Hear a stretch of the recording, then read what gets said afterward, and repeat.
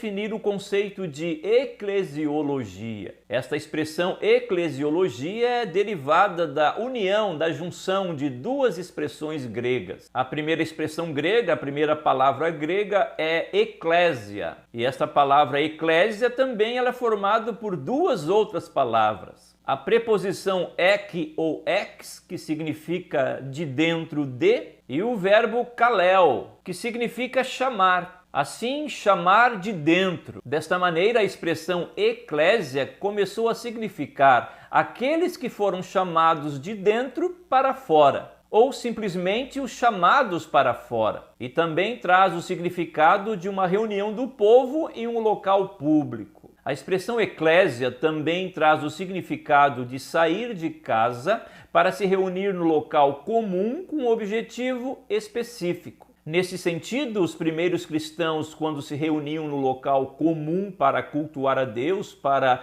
compartilhar uma palavra, começaram a chamar esse ambiente de eclésia. Saíam de casa para se reunir com o propósito de cultuar a Deus. Resumidamente, então, apresenta a questão de igreja. Tudo isto é apontado como o conceito de igreja. E esta palavra eclésia, que depois torna-se para nós a palavra igreja, foi utilizada primeiramente no Novo Testamento pela pessoa de Jesus Cristo. Mateus relata no capítulo 16, no versículo 18, a afirmação de Jesus: sobre esta pedra edificarei a minha igreja. E falando sobre a pedra que Jesus iria edificar a sua igreja, tem um vídeo aqui no canal falando exatamente sobre isso. É o vídeo de número 35, que tem como título Quem é a pedra da igreja? A segunda palavra grega contida na expressão eclesiologia é a expressão logos, que quer dizer palavra, estudo,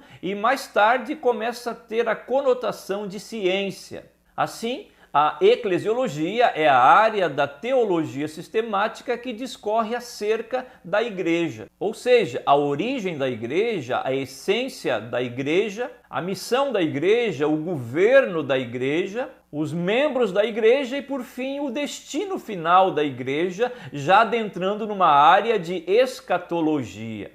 Observado o conceito, a origem da expressão eclesiologia, agora vamos ver uma questão muito simples acerca destes chamados para fora, que é um dos significados da expressão eclésia. A igreja é composta por pessoas com este mesmo objetivo, ou seja, aqueles que foram chamados para fora. Eles saíram de um ambiente e mais tarde reuniram-se em outro ambiente com um único objetivo. E este ser chamado para fora não é para se afastar das responsabilidades do dia a dia, mas é para afastar-se, deixar para trás o mal e o pecado. Então, a igreja é formada por aqueles que saíram para fora, daqueles que deixaram para trás uma vida dominada pelo mal e pelo pecado, e começaram a viver uma nova vida por meio da fé na pessoa de Jesus Cristo. Igreja consiste nos chamados para fora.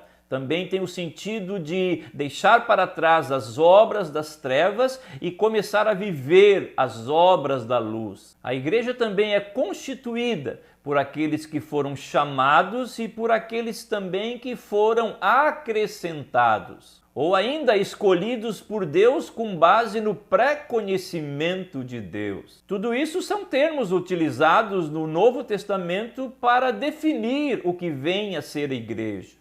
Além disso tudo, a igreja está sujeita a Cristo. Como observado no relato de Mateus, Jesus afirmou: eu edificarei a minha igreja. A igreja pertence ao Senhor Jesus Cristo e ponto final. Pelas próprias palavras de Jesus, ele é o edificador da igreja, ou seja, aquele que construiu a igreja. Nesse sentido, sendo ele o edificador da igreja e aquele que possui a igreja, logo a igreja lhe deve obediência. E sendo o edificador da igreja, ele também é a primeira pedra nesta edificação da igreja. Por isso que nesse sentido Jesus informa: sobre esta pedra eu edificarei a minha igreja. A pedra foi aquilo que Pedro disse: tu és o Cristo, o Filho do Deus vivo.